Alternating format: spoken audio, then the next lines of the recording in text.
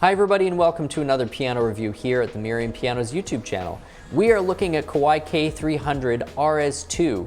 It's a fairly recent model that has just come to the global market. It's an update on the very popular Kawai K300 Aures.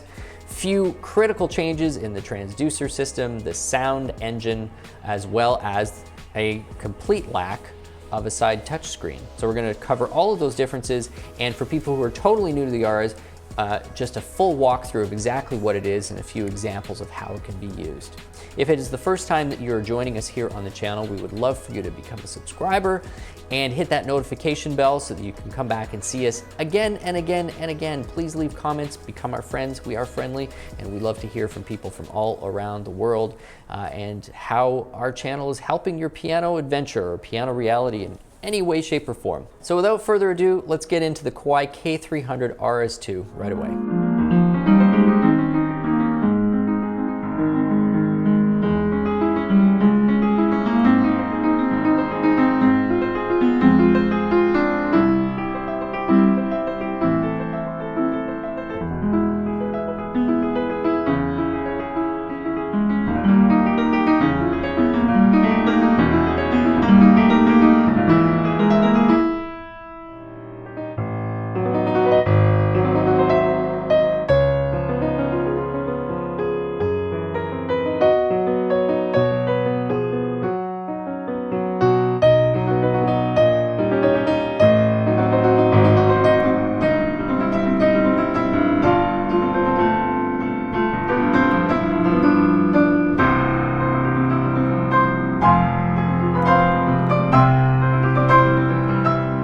So we are in front of the Kawai K300 Aures 2. This is, as you might suspect, the second version of the Aures K300 to come out.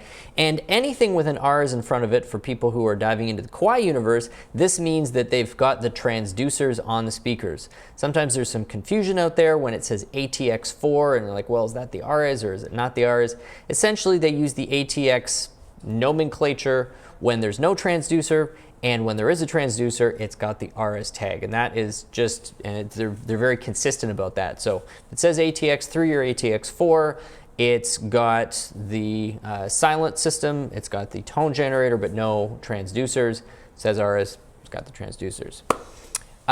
Probably one of the first questions people are thinking if they're tuning into this or other videos about the Aures 2 is, what is different between it and the Aures 1?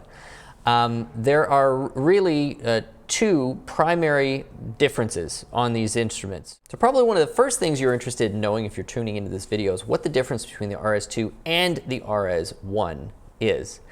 And there are more similarities than there are differences, but we will go through what those differences are. So first of all, there have been an update to the transducers. Kawai isn't very specific about what that is, but it seems like the placement of the transducers might be just slightly different, and it sounds like there's also been a bit of an update to the mechanism of the transducer itself. There is some confusion out there between some of Kawai's corporate sites and some of the other dealer sites out there. The way that it's worded makes it sound like there's been an increase in the number of transducers on the Kawai Aures 2. There is not. There were 4 in the first one, there's 4 on the second one. There have been some minor updates and tweaks to it, so I think Kawai feels like they've got a superior transducing system on there, but the power of those transducers and the quantity of those transducers is not any different than it was on the first one. So some tweaks to that system, but I don't think I've seen any evidence to suggest that it's like monumentally changed. The second big difference is the absence of the control panel on the left side. I think this, for most users, is a positive thing, because I heard from many people who were a little bit annoyed that they couldn't actually shut that display off, or there wasn't some sort of a cover for it. It's the same dynamic as what you get on the Novus 5 and the Novus 10. You've always got that control panel, and even though you can have it go auto off, it's actually still somewhat illuminated or backlit, and you can't really turn the backlit off. So if you're the kind of person who doesn't really want that in the corner of your eye, I've never personally found that it's been a bother to me, but I did hear from a few people who really wish that it would be absolutely completely black. Well, this has solved the problem for you. It also eliminates an extra part that might be a point of failure down the road by eliminating an LCD screen that doesn't have an infinite shelf life. So it's actually made the instrument a little more serviceable and a little more maintainable over the long run by getting rid of that component and committing it to your smart device. Now, I'm using a wire here to connect this, but you don't have to use the wire at home. Why am I using a wire here?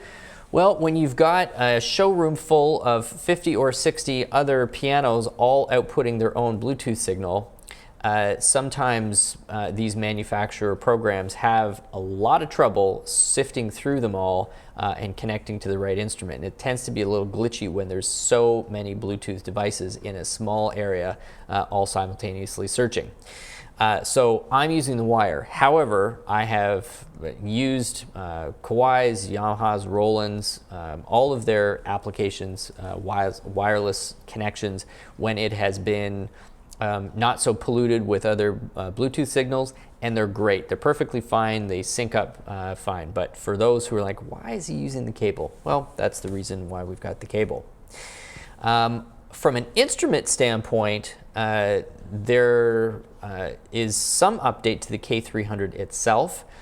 This came out a little while ago, so I believe most or all of the original Aureses would have had this, but I'm not entirely sure because I believe there would be some overlap between when this feature came out and when the Aures came out, which is the addition of the microcell dampening rail, rest rail for the hammers inside the K300 itself.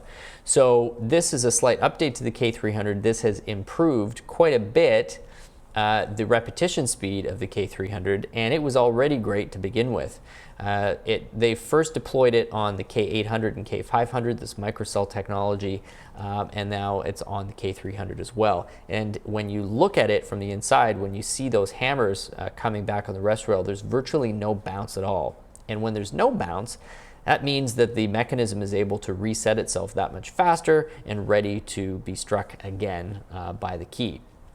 Other than that, it's a normal K300 as you would expect. So for people who are wanting to learn really more about the instrument itself, I would definitely recommend going and checking out our full review of the K300, because then we're dealing strictly with the acoustic piano side of things. This video is really going to deal more with the hybrid features that come with the Aures. So we've talked about the differences between the Aures 2 and the original Aures. Talked about some of those differences that might exist in certain areas or certain regions around the world between the acoustic side of things between Aures and Aures 2. Probably no difference, but there's a chance that some of the earlier versions might have come with no microcell padding. All the Aures 2 now does that. Let's dive in now and still cover the bulk of what you get with an Aures instrument for people who are completely fresh to this and don't care about what the difference between Aures and Aures 2 was, because you can't buy an original Aures anymore. Aures 2 is the only one in the market, and so this is what's available to you. And so what exactly is it? With the Aures 2 Kawai K300 or any of the Aures instrument, this is truly an acoustic hybrid piano, meaning you've started with a bona fide acoustic piano, K300 48-inch Japanese-built upright piano, and you have added electronic components to it that turn it into or expand its functionality. So it has several modes that you can play it in. I mean, these are not official modes. It's kind of just, in your mind, you can think of it as a mode. First mode would just be as plain old acoustic piano. And to have it play in acoustic piano mode, there's a few things you need to make sure. One, either have the electronics totally turned off or on and the volume totally turned down. Otherwise, you're still going to get sound coming out those transducers. So you make sure the volume's all the way down. You make sure that your mute rail or your stop rail is not activated, and that's your middle pedal. That's something to get used to, because on an Aures, the middle pedal is actually what activates the stop rail. The mute rail is a little swing arm underneath that you can activate there, and that still produces that felt mute bar that drops down.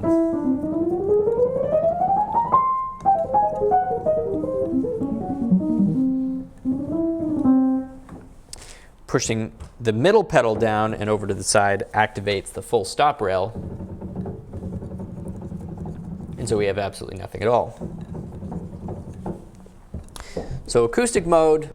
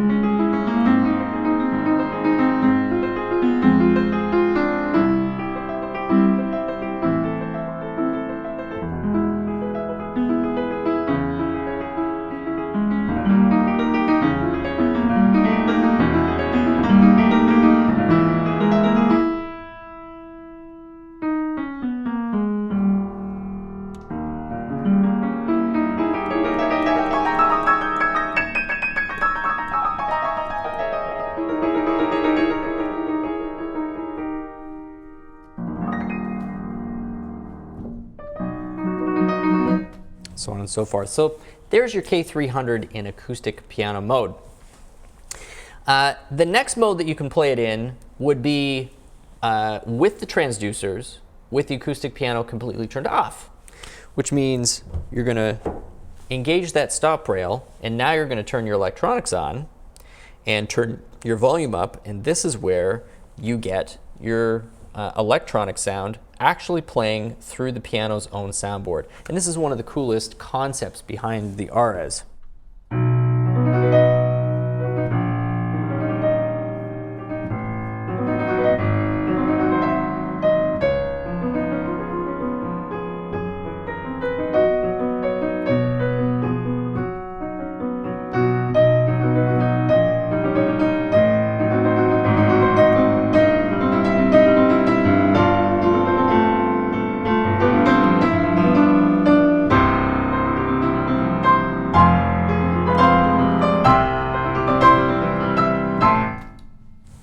So that's entirely just the digital sound that you're now getting out of the piano. The third mode that you could engage would be a hybrid sound, which is the use of the acoustic piano and some sort of a digital complement sound at the same time. I know it's cliche, but we are going to turn on a string and listen to what this sounds like with warm strings.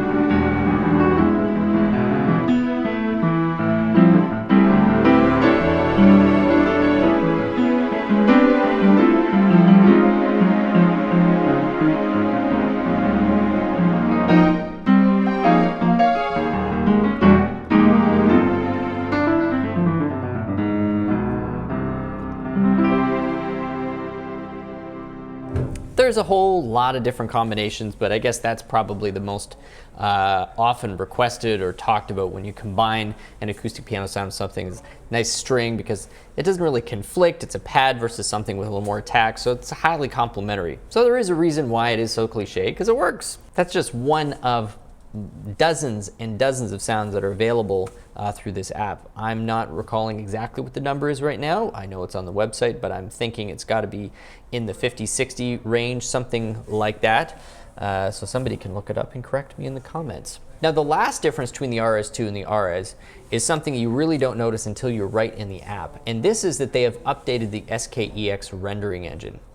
Now the rendering engine is a combination of some modeling, some of those secondary tones that kind of complement and augment the core piano tone are synthesized, such as some of the hammer resonance, string resonance, cabinet resonance, all of that stuff. So the rendering side of things refers to these multiple microphones that have picked up the instrument in different locations in the studio, instead of just two stereo microphones. So you're getting a mix down, basically, of some further kind of room mics, some cabinet mics that's picking up cabinet resonance. You've got some binaural mics and also your traditional stereo mics that are inside the instrument. That's all been kind of mixed down, and different levels of those various microphones are what you get when you go through the different rendering modes, like Classic, Classic 2, Rich. It's also editing some of those virtual technician parameters that are editing not just the core audio sample, but some of those synthesized effects on top. Now I'm going to give present and future owners of the RS2 a little tip, and that is this. I have found that there's 2 or 3 notes on the piano when you are playing it through the transducers. The acoustic mode is off, so you've muted the acoustic piano, you are using the digital sound, and the digital sound is coming through the soundboard, not headphones. That there's 2 or 3 keys on this instrument when you're in the standard concert mode, which is the default SKEX concert mode, that really produce some odd acoustic effects. It almost sounds like a bit of a phasing effect where you get a bit of a spike in some upper partials, and it winds up sounding a little metallic. I don't know the reason why this is happening on this particular mode. I've tried editing this out and I just simply can't fully reduce it. But one of the most easy things that I did that dramatically reduced that effect was simply switching it to Classic 2. And it was still there in a very, very slight sense, but if I had heard Classic 2 in the first place, I never would have noticed that there was these 2 or 3 notes that had some of these phasing effects. So anybody who is using this and noticing that there's a few notes that are standing out just a little bit to them, if you happen to be using the SKEX rendering engine through the transducers, acoustic mode is off, I would highly suggest switching it to Classic 2. I think that's going to solve any issues that you might have. It's also going to be specific to the room, so it depends on the kind of wall that might be behind it. But for those who are experiencing that or trying to find solutions to that, there's my 2 cents, and I think that you're going to really enjoy and find that there's quite a bit of improvement. The very last thing we're going to cover is the connectivity that this instrument has, which is phenomenal. You've got a full deck right underneath the keys where you can access all of these ports, and there are numerous. So we've got the classic 5-pin MIDI in and out if you don't want to be using USB or can't be using USB because you're connecting it to an older system. You've also got USB to host, so you can plug this thing into a computer and be exchanging MIDI information that way. You've got another USB to device, which can actually supply power, such as your smartphone, so you can leave your smartphone on for hours on end and it's not going to die. It sort of gives like a trickle charge, 500 milliamps or something in that range. You've got headphone out. You've also got line out so that you can take audio without defeating the local speakers, which is going to be handy as well. And then of course, you can't see it, but this has both Bluetooth audio as well as Bluetooth MIDI. And one thing that I would absolutely suggest that you do for anybody who's going to get these devices, try out your favorite recorded music through these transducer systems. It sounds phenomenal. And the Bluetooth audio makes it extra convenient. You can use your piano as a stereo system for your dinner parties, for just hanging out, and you would not believe the full spectrum of sound you get out of this instrument. It is definitely something to behold. You can really only experience it in person, and for those who have done it, I'm sure the experience has been as positive as has been for me. Thank you so much for checking out this review of the Kawai K300 Aures 2. I realize we didn't play through a whole lot of sounds, but for people who really want to hear the same range of sounds, it's exactly the same sound engine as you're going to get on the CA99 and the CA79. So you could head over there if you want to hear a greater variety of tones. We've only just touched on a few. Mostly what we wanted to do with this video is talk really about the concept and the setup that this instrument presents. Please leave us a comment, please subscribe, and of course hit that notification bell because we'd love to have you back for future videos. My name is Stu Harrison. This has been Merriam PIanos on YouTube. We'll see you again soon.